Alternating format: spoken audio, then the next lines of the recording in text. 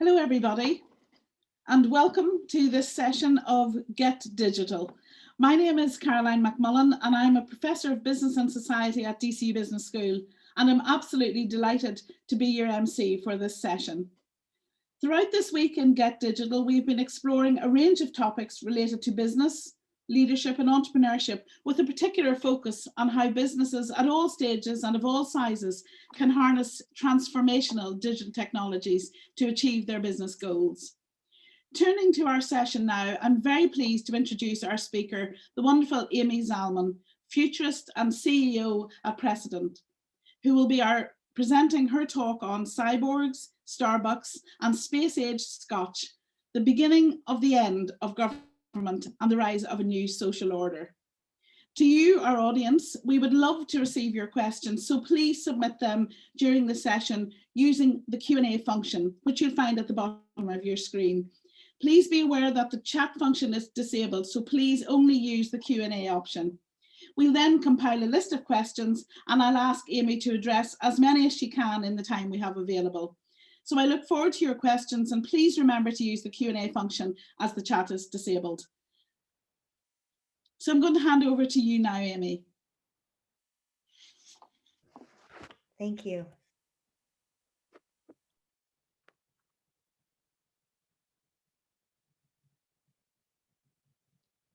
I'm taking just a moment to share my screen, and I've learned the hard way that I am not good at multitasking. Thank you so much, Amy. Is that all right? It looks very good. Thank you. Over to you. What if the primary actors in the international world weren't nation states? What if there were a radical redistribution of power? And what if there were new ways for people to express their own interests in the kind of world they'd like to live in, besides voting once a year at most? It might not be better. It wouldn't be a utopia. The powerful would still battle each other to be the ones that ran the game. The powerless would still be shoved aside, maybe left out of the system, but it would be different. Oh, wait, hasn't that already happened? Isn't that the world we actually live in? Well, yes, but our shared story about how the world is governed is lagging badly behind.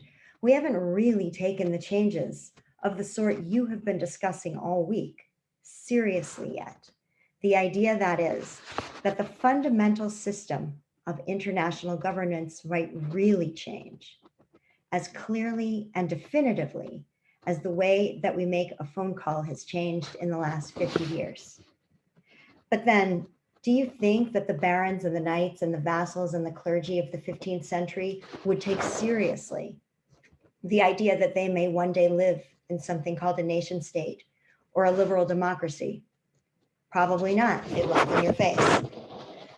This new order might not be better, but it will be different. In the next century, power will be organized differently than the way it has been for the last century, century and a half. We don't know what it will look like in the end. We're at the beginning of this shift. But for people who care about making the world better, more equitable, more abundant, more loving, it is important to face the facts that the rules are changing so you can intervene and shape the system in good ways. Amy, I'm sorry to cut over you. I think there's a little bit of noise coming from your audio. I don't know if you're touching something or something, and it's just making a little bit of noise. It's paper, and I appreciate it. I will plug my microphone back in. Sorry about that. I just wanted to let you know, just in case. Alternatively, do you think it's paper? I'm sorry, everyone. It's definitely paper, Amy. It's just as you're moving the pages, yes. This is the real world. Exactly. The real changing world, whose end we don't know yet. But thanks Exactly. for hanging on, and thank you, Molly. Scene 1, globalization, Seattle. It's 1999 in Seattle, Washington, the home of Starbucks coffee. The local coffee bar had been open since 1971. It had 2,500 stores in the world in 1999. They had, as you know, pleasant but bland interiors, and gave faux Italian names to their coffee cup sizes. They also represented something new and something people felt was threatening: economic globalization. 40,000 people showed up at their doors in 1999 to protest the World Trade Organization's ministerial conference being held in Seattle that year, to protest this new idea. Because in the process of opening all these stores and knocking down trade barriers, the WTO seemed also to be knocking down living wages for people, harming the environment, harming the ability of farmers and vendors to set fair prices for what they sold on the global market by giving global companies all the power. By 2001, the number of Starbucks stores had doubled to 4,800. They were opening 3 new stores a day. By the next year, a Black man named Aaron Roberts was shot by a white police officer in Seattle. Activists asked Starbucks to demand more police accountability since they were part of the local community. Starbucks didn't respond. In 2004, they began to think more about environmental sustainability and their products and farms because their global supply chain was so important to their business. They pledged to regulate themselves because there was no global regulation. Their standard is called CAFE, Coffee and Farmer Equality. They permitted third-party NGOs and others to evaluate their compliance with economic accountability, social responsibility, and environmental leadership standards. On the ground, they pledged to support worker rights and protect them. But in order to sustain this pledge, they started to act in ways that we would think of as governmental. They had to supply access to healthcare and education for farmers' families. They committed to protecting the freedom of association for workers. They're not the only organization to do this. Self-regulation has been on the rise since 2000. In fact, since 2000, there have been many more private regulatory frameworks set up than international treaties, mostly in ESG, environmental, social, and governance spaces. At home, though, in the same year, Starbucks was sued by the US National Labor Relations Board for union busting. By 2015, they had 20,000 stores. Today, Starbucks has evolved their sustainability vision to one that goes beyond environmental to one that is essentially planetary. And because they are a global enterprise, they can execute on this commitment if they are serious across national borders in ways that states still cannot. In recent news, they have pledged to become resource positive and are using more advanced tools with farming communities than were even possibly imaginable when they opened in 1971. They also had to close all their stores one day in the last year for worker training after a couple of Black men who entered the store tried to go to the bathroom and were instead arrested. Not a utopia. Scene 2, outer space. In October 1957, the Soviets launched their first satellite into space. A few months later, the United States did the same, and the Cold War in space began. The National Aeronautics and Space Administration opened its doors in 1958, and as you know, President Kennedy pledged that the United States should put a man on the moon within the decade, and we did. It took an absolutely monumental effort to do it. Everything about the project was enormous and completely out of reach for anyone but a government. The entire Project Apollo, the project that put a man on the moon, cost between 1960 and 1973, $28 billion.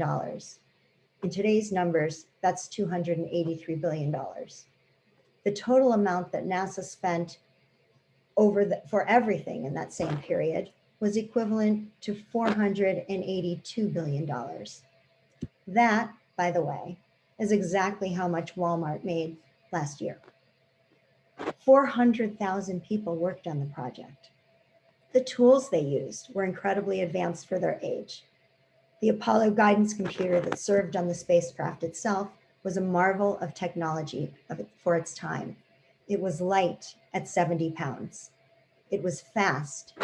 It had 2.3 megahertz of processing speed, not the 1100 that I have on my computer, but fast for its time. It was, as astronaut Neil Armstrong said when he stepped on the moon, one small step for man, but a giant step for mankind.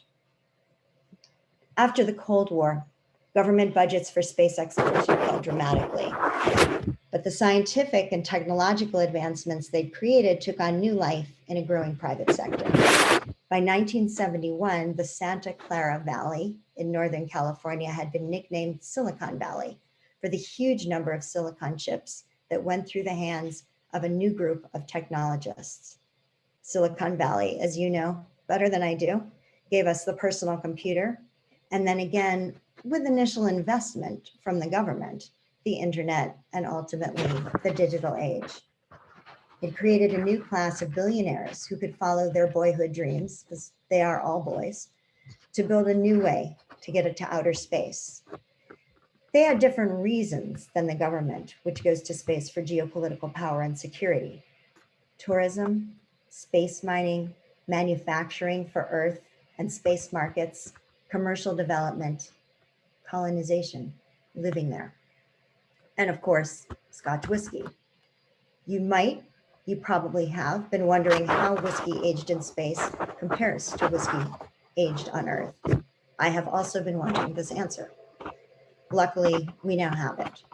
About 10 years ago, a company called NanoRacks paired up with Ardbeg, a Scotch manufacturer in the Ely region. NanoRacks provides commercial access to space for other companies. Today, it's for research, but their goal is ultimately to operate private space stations for all sorts of ventures. In other words, this company represents very much the commercialization of space in a very grand way. Anyway, Ardbeg sent a vial of Scotch into space to find out how the microcompounds that create flavor interact with charred oak when they mature in microgravity instead of regular gravity like we have on Earth. After 3 years of circling the Earth 15 times a day at 17,227 miles per hour, the vial was returned to Earth. And a new frontier was opened because this Scotch tasted entirely different than anything has ever tasted on Earth. So the upshot is, if you would like whiskey that combines the taste of smoked plums, earthy peat, peppermint, and hickory smoked ham, you may still have it because that flavor now exists. But not everyone who invests in space is a billionaire or is doing deals with the government and various liquor companies. Copenhagen Suborbitals is the venture of just two men, Peter Madsen and Christian von Bengtson, and they don't have any commercial plans at all. Their mission is to fly an amateur astronaut into space and get them back onto Earth safely. They're not there to advance science, but to change the ways that humans think about space flight, to make it potentially an amateur venture.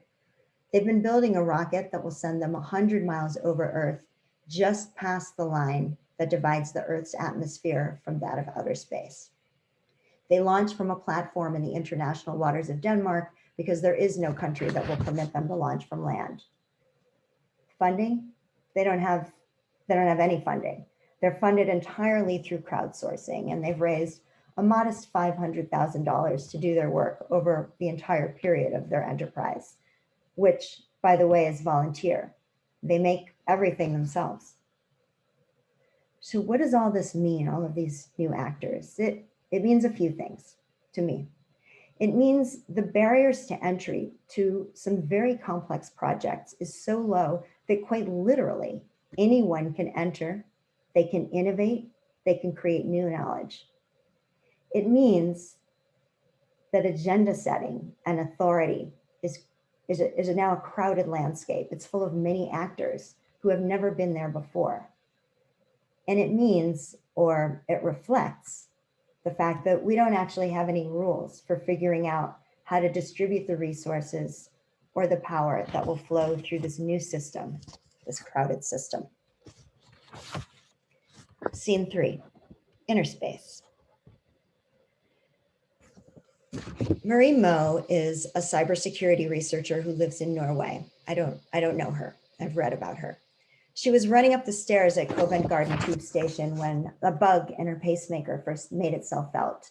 She'd been outfitted with a pacemaker just a few weeks before, after a surprise collapse at home in Norway. But she had the surgery to implant it. It all went very well. And within a few weeks of that surgery, she was well enough to go to a cybersecurity conference in London.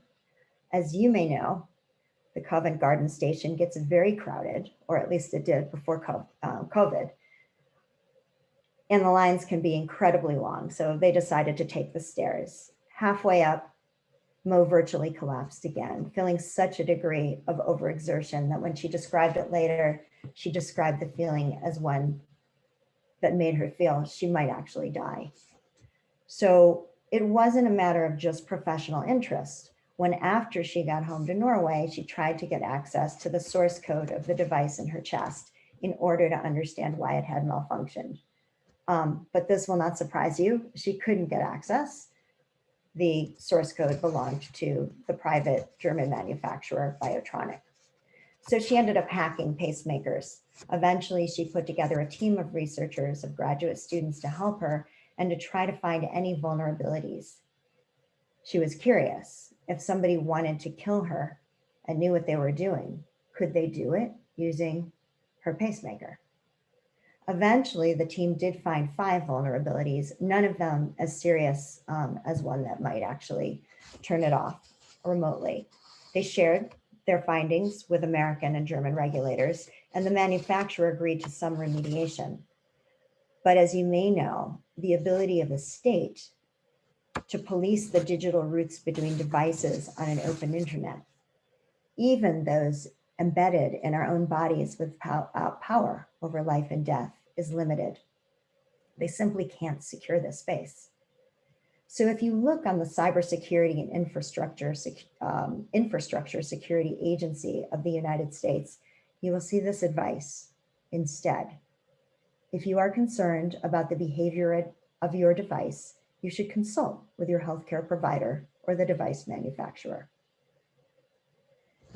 Today, Marie Moe's story grabs us because it seems rare and strange, but that's about to end. There are 8 billion people on Earth today.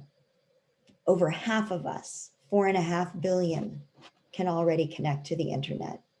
That makes us cyborgs, part machine, partly sustained by remote connection to a system of controls that are outside of us, the internet.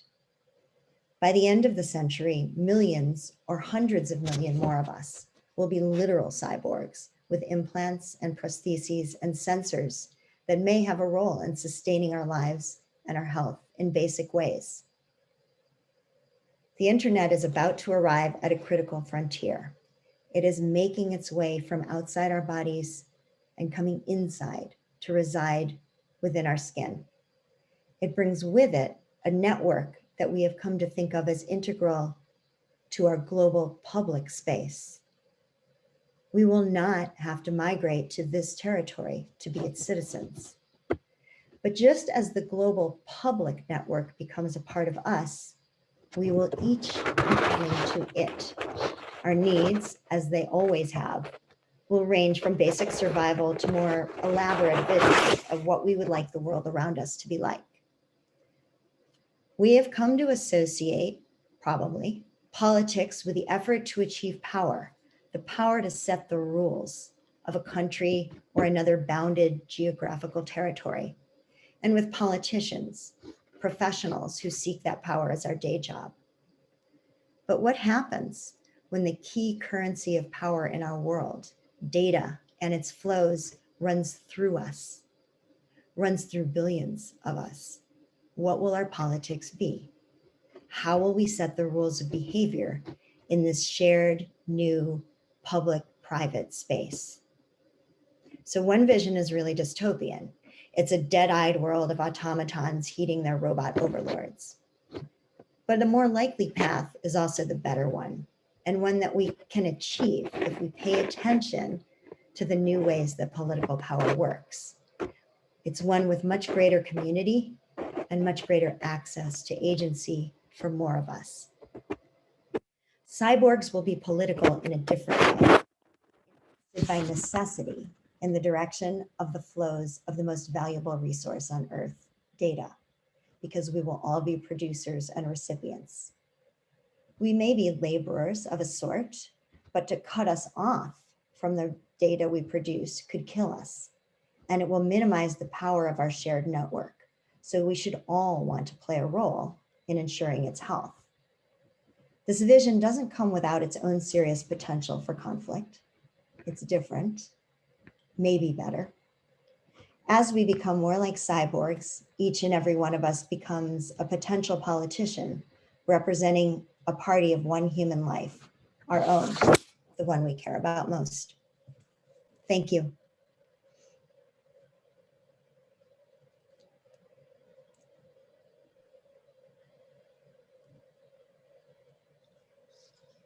Thank you so much, Amy. That was absolutely wonderful. We have questions coming in for you already, which is no surprise. And just to ask our audience, if you haven't yet had a chance to type in your question in the Q&A function, can you please do that as soon as possible so we can have a lovely discussion with our fabulous guest.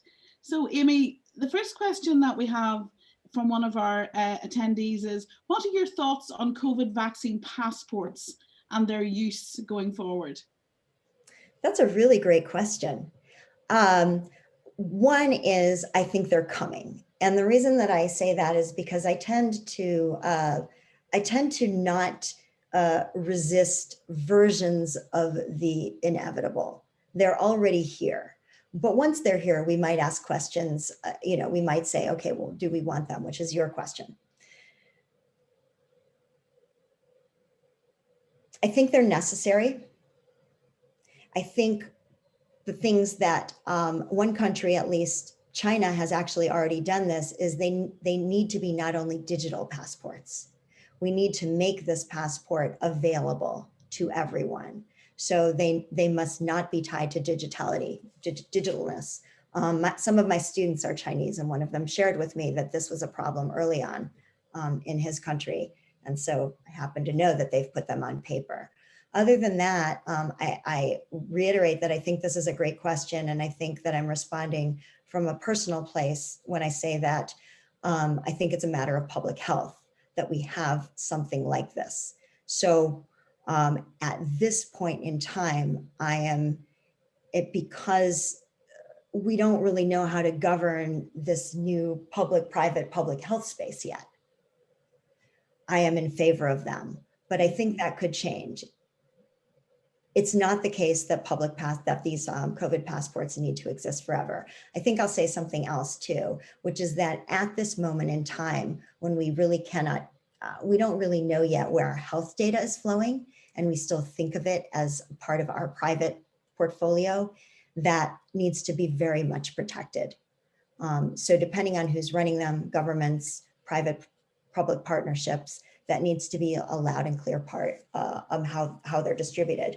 But I think we'll understand more about the virus itself and what's needed in public space as the years go on. And we may find that there are ways to protect us publicly and protect our autonomy as well. Thank you so much. Can I move on to the next question, Amy, if that's okay? So somebody's asking you, Amy, who watches the Watchmen or women? Edelman suggests that people don't necessarily trust government. It can't be government or business. Is it NGOs or something like ICANN? Right. Thank you so much for that question. I have to say, I really wish that we could chat with each other. But the reason that I'm really grateful that you asked it is because the answer is no one. The answer is no one. There is nobody in charge of the world unless, so there's one answer, but that's a religious answer, right? There's nobody in charge of our secular everyday world. But it's an important question because one of the things that often comes up when I talk about this or when anyone does is the idea that the public sector is in some way more in charge because we've evolved that system. In your country, in Ireland, actually the government of Ireland does have final sovereign power over the things that happen within its territory. Same in the United States for me. In international world, there really are no rules. So when people say, oh my God, we're going to lose the liberal international order, that nobody will be in charge, we can't trust, we can trust governments, we can't trust businesses. That's not true. It doesn't mean you can trust business. I am not here pumping for something else. I'm just saying that the way that the international system is organized, actually nobody's in charge. It's really a power game on the one hand, and a communication and collaboration game on the other, right? It's through norms and agreements and the decision that we don't want people to die through mustard gas, right? Through nuclear weapons, we come to agreements. So what's evolving is going to evolve in a set of rules too. I don't think the end point is, right, Citibank is in charge or Google is in charge. That's not it. But this system of nation states evolved, and there is an emergent system of regulation and international regulation and new kinds of compacts that can do the same thing. None of this is set in stone. But the answer to your question is nobody. That's wonderful. So lots of our audience are saying how fantastic your presentation was, Amy, and certainly you should take a bow. They're particularly mentioning the incredible and very interesting and thought-provoking stories. So thank you for that. The next person wants to ask you, they say you spoke about the self-regulation of corporates, but how much trust can we give the market to practice self-control? Wouldn't this require large-scale educational reform? So consumers can give direction, but this is assuming that these consumers are willing to engage in the market, which this person thinks isn't always the case. So just to get your thoughts on that. Yeah, once again, I wish that we could have a conversation, and my email's here, right? Yes. Oh no. So I continue it if you want to. Yeah, great question. So one of the reasons, so there are two things. One is there's no entity that is intrinsically worthy of our trust. And in fact, we have one system, which, as you know, in the international space is not working very well, that really differentiates companies from states in their domestic settings, which is the way that representation works and taxation works. So companies can take everything they want to and are not required in the same way as governments to redistribute it, at least not now, right? The push is coming. So there are a couple of things. One of the reasons that I mentioned in the course of those stories that Starbucks started to do things that look governmental is that companies have been slowly pushed into doing things in spaces where governments are not available. They do provide seeds, they provide education, so not everything is so clear cut as market-based or non-market-based in this setting. That's one. But the second is, I think, now I'm losing track of the question itself, but what to do about them going into regulatory spaces. Yeah, you're right. I mean, basically, you're right. We have to keep pushing, but there's a point at which, at the point of this convergence between public and private, I also believe, I can see it, you can see it, that consumers start to look a lot like voters. So boycotts didn't used to be very powerful unless they were boycotts company to company, but increasingly, right, social media and some other kind of changes have made us loud. So we don't necessarily have to be deeply politically engaged. It doesn't make this better. We have to keep working to make it a world that we want, but it does make us louder. And I want to stop so that we can go on, but there are so many ways in which really we are acting more like citizens with respect to our companies than we are like only consumers. And they know it. They know it. Yes. Okay, now jump into a different topic. One of our audience says that they're a long-time environmentalist in the corporate world and they support sustainability and renewable energy options. But they say they now sadly see the march of wind energy turbines not anymore as the clean energy future, but as another route for the billion-dollar international corporations who charm governments everywhere through climate action issues, while they can circumvent normal planning regulations and divide many communities. And the person goes on to say that right now mega turbines are planned for our entire coast and in the Midlands of our country, Amy. Do we need to start considering nuclear energy options again? And do you have concerns about those in the green energy business? And he or she puts green energy in quotation marks there. Well, thank you for that education. I mean, I have the feeling that you actually have far better answers than I do. I am not an opponent of nuclear power. I am also not an expert in the really discrete differences between forms of energy and where their usage is best. But your earlier point about the capture of basically public goods and the routes to them, right? Energy, wind, and the sort of relentless privatization of everything. The ocean is being privatized, is true.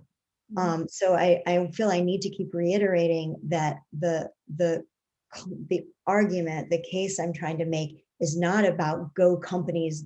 It's not about them being better than governments. It's about the degree of power that they have, the fact that it's political, and the fact that there are new flows. Liquid, I feel like I'm wind, but literally like new flows. And so there's no instant answer, but we might sit down and have a conversation and say, okay, how do we exploit, as people who want that energy in the public, given to us, it's ours. How do we make our way through the mechanisms of power today that engages this company and that's exploiting the regulatory failures from the state, or just absence? How do we negotiate that? And we sort of look at it a new way and say, are there new routes? Yes. Thank you so much. So many different topics coming at you, Amy. You're doing super well. Just to ask you then, while people may be able to leverage these new platforms, like the guys launching amateurs to space from extraterritorial waters, this person's asking, is there a cost in terms of inconvenience and the risk of unintended consequences? Yes and yes. Yeah, a great question. I mean, so no one has the answer to that.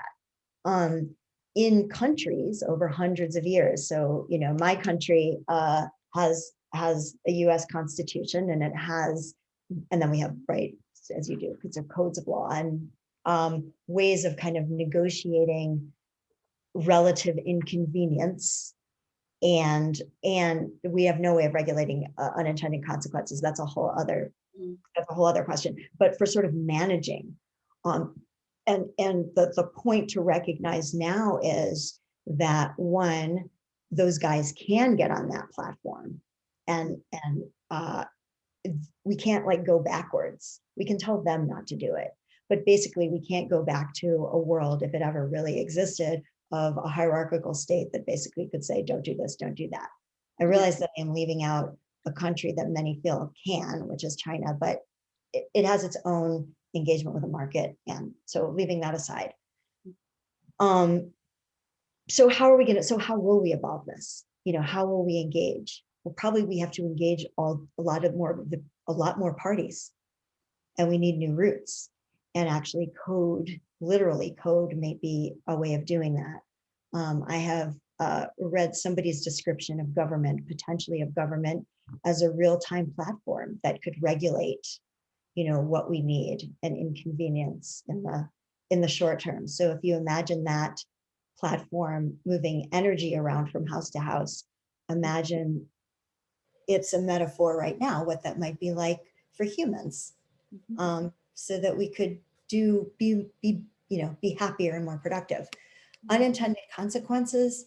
I work in foresight, and I'm a futurist because nobody thinks about unintended consequences enough. So I'll stop there, but I agree with you that they have not been thought. And once again, this more crowded space is much more complex. And so the chance for unintended risks and systemic risks on a large scale is much bigger than it used to be. Yeah. Okay, moving into, so a lot of people are interested in trust. And here we have another question just saying, as you mentioned, tech is becoming more accessible. And how do privacy concerns come into play with these developments? Can we trust that developments are taking place in the public's best interest? The answer to that, I think you maybe have answered it. I mean, the answer right now is no. No. For two reasons. One, all the reasons that you potentially, some of you are working in, which is that, algorithms that actually really move us around the world and the internet in particular ways are created by people. Mm-hmm. And they're created, they're not created by consensus and so forth. Mm-hmm. Right. So we know all about that.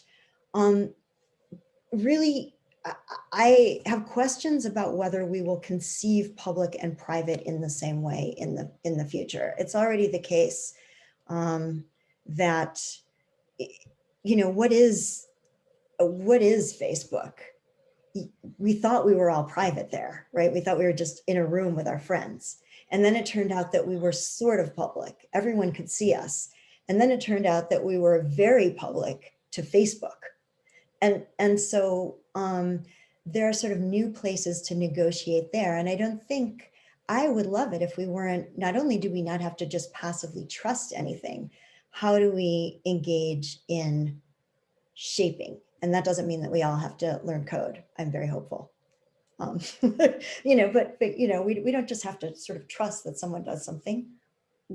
That's way in which things are getting smaller and more miniature. Mm-hmm. Means that we also can change systems. So I will leave with this, which is that Australia is about to have solar energy overtake coal energy in the next 4 or 5 years as its sort of largest source of energy, not because of government regulation, not because of law or even direction at the national level, but because enough people thought that it was cheaper, better, and environmentally good idea that they put rooftop panels on their houses. Mm-hmm.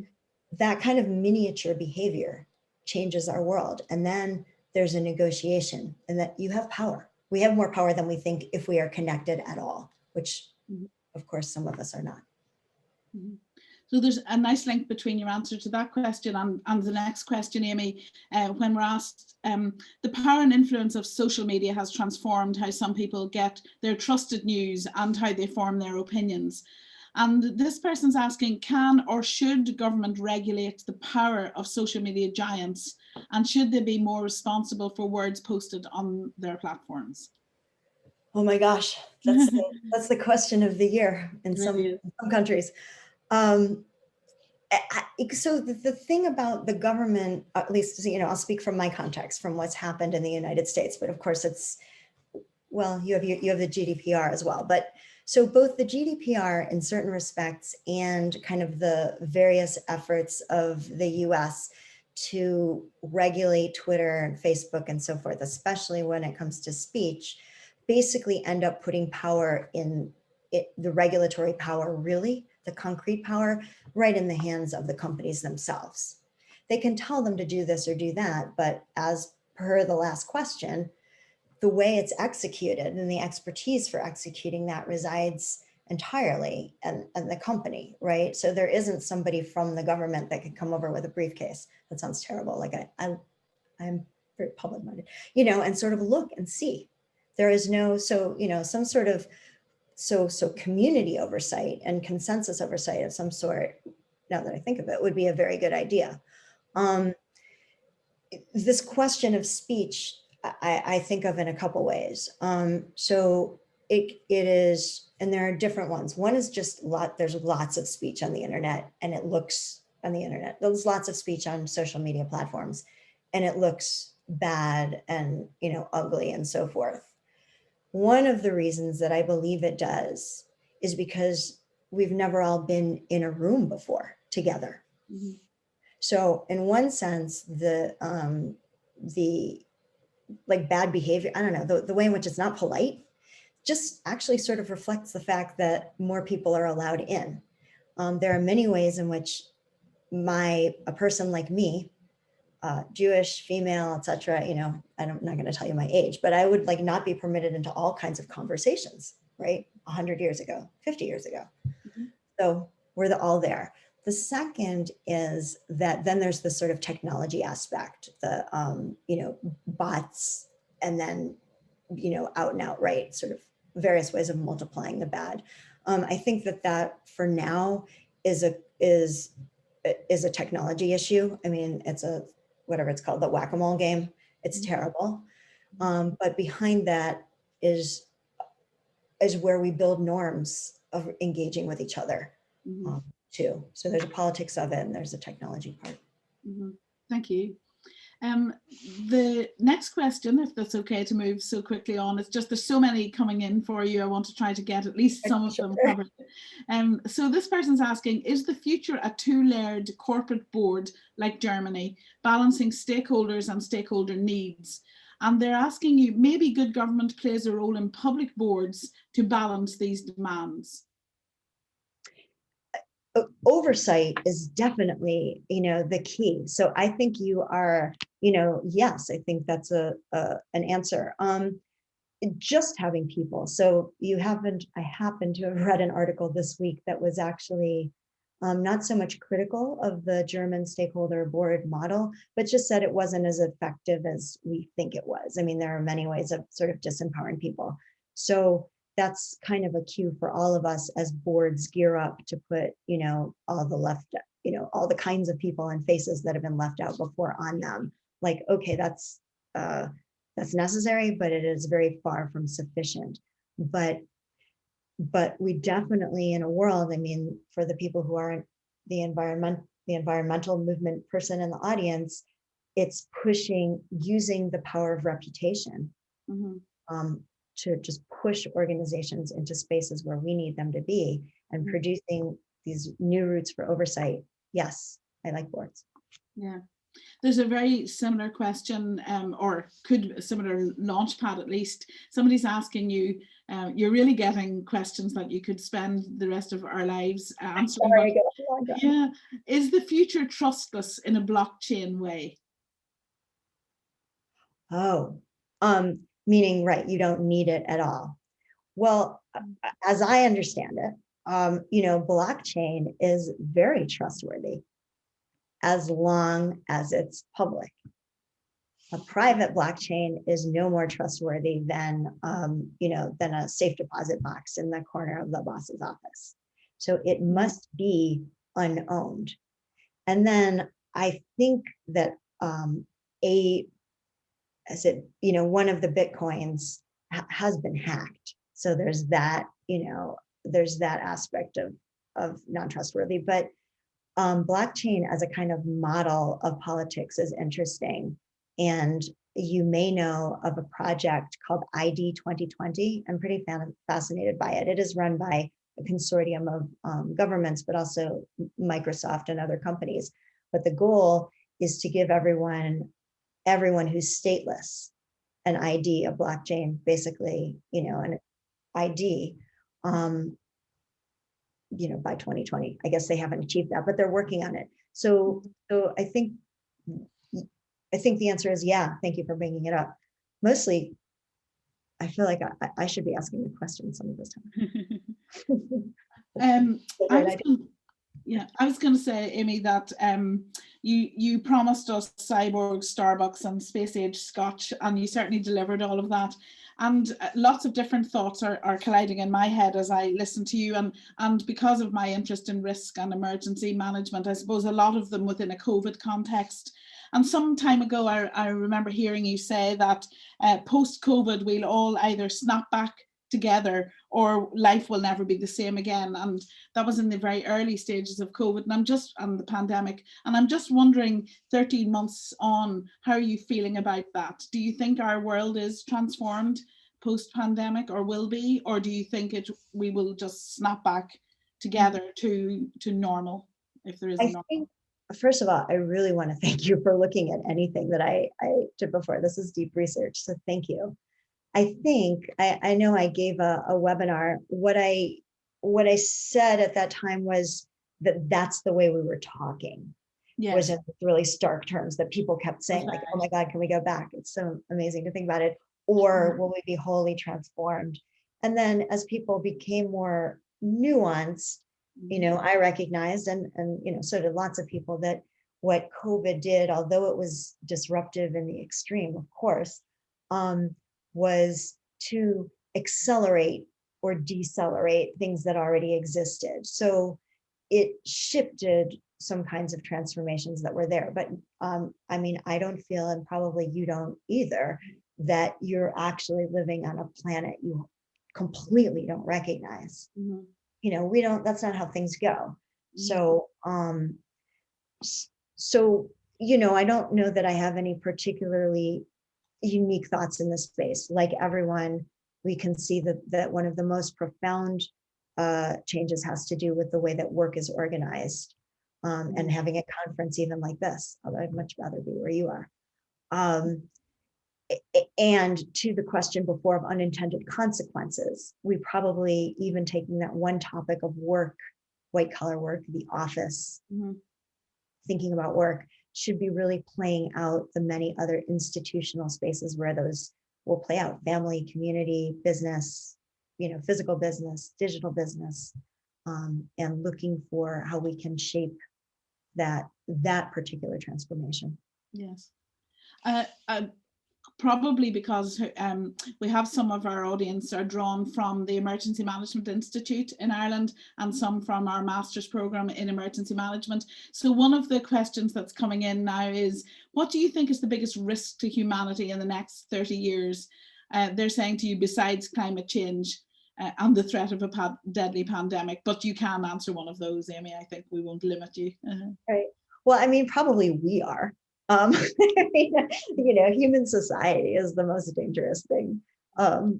Is the most dangerous thing there is. So I work with risk professionals a lot, and apart from like, what's the biggest? Because you've already answered those questions, right? We have a couple of these sort of existential issues. Probably maybe wealth divide goes in some of these sort of, World Economic Forum sized areas, but risks that people don't see. And I'm working with others to bring more foresight tools and foresight skills into the risk management space. It's like, how do you identify new risks? How do you identify the unforeseen? And the likelihood is almost entirely, is always non-linear, which means it's not one thing. It's not just, right, climate change sort of has its own category, but it's when different trends, a couple of which are looming large and some which we don't see so well, start to collide. And then there's this space sort of opens up. So the answer is probably, climate is a plus. Yes. It's not a pandemic that's going to wipe. I mean, that's not going to happen. Look what we did. Look what, scientists and scientific collaboration did in a year. So we can, as humanity, can work it out of a discrete named problem. It's really these sort of things that are building, and there's some are slow and some are fast, that you look up and you say, wow, that something was wiped out. Industries find that out. Humanity has not yet found that out. So the clock is beating us a little bit, but I really love the last question because, or the last one we'll have time for, not the last one. Are you optimistic about the future? And then the person adds, in America, ? So you can take your pick if you want to go global or America. Right. Well, I mean, yes, because I am an optimist. I really believe, I mean, I hope that came through.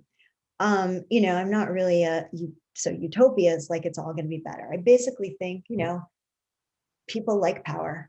We like stuff. We like, right, we're going to keep scrabbling over it, but we have the capacity to continue in our, poignant little way to try to chip away at what's not good in the world and like add more to what's good. So I am by nature optimistic. In terms of the perspective of the United States, I think that it is at that, the way that you, I think, are talking about it, it is the job of the United States, and it is not an easy one to come to terms sort of officially with what it is like to be a normal country in the world.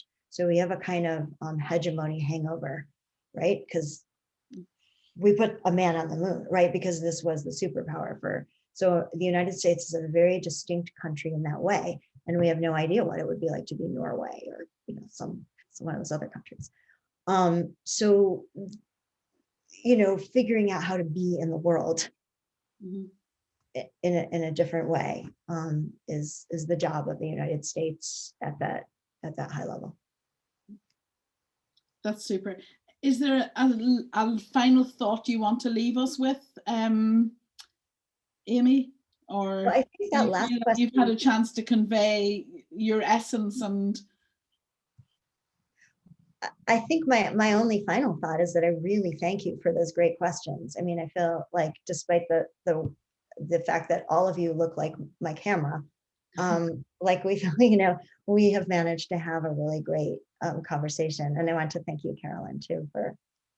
It's been such an honor and a pleasure to meet you, Amy. So before wrapping up, I just want to thank you most sincerely for taking time to give us such an insightful and interesting talk, and to really thank our audience for joining us and for posting some questions. I'm sorry we didn't get to all of them, I suppose part of that is my fault because I was picking ones that merged with my interest, but sincere thanks to all of you for the very many questions. And with this, we're pleased to wrap up our full week of Get Digital sessions. I can only say that it's been an absolute pleasure, and I really want to thank all of the speakers who joined us on Zoom this week, and we very much hope that we'll be able to welcome you in person in Dublin again very soon. We had some incredibly insightful sessions on the transformational changes that digital technology can bring about, and I particularly enjoyed the Ask Me Anything sessions on social media content, social media and content marketing, on SEO, on e-commerce, on paid advertising. So be sure to check out the recordings once they're online in case you missed any of those. They really were excellent. For all of our attendees, I encourage you to stay in touch with DCU Business School and with the Irish Institute of Digital Business, as this certainly won't be the last event that they'll be hosting. And also keep an eye on their social media channels or sign up for their newsletter for the latest updates. My final thanks to you and to this week's speakers, and once again to Amy for wrapping up a really spectacular Get Digital with us. So goodbye, thank you everybody, and certainly like to say to you all to stay healthy. Thank you.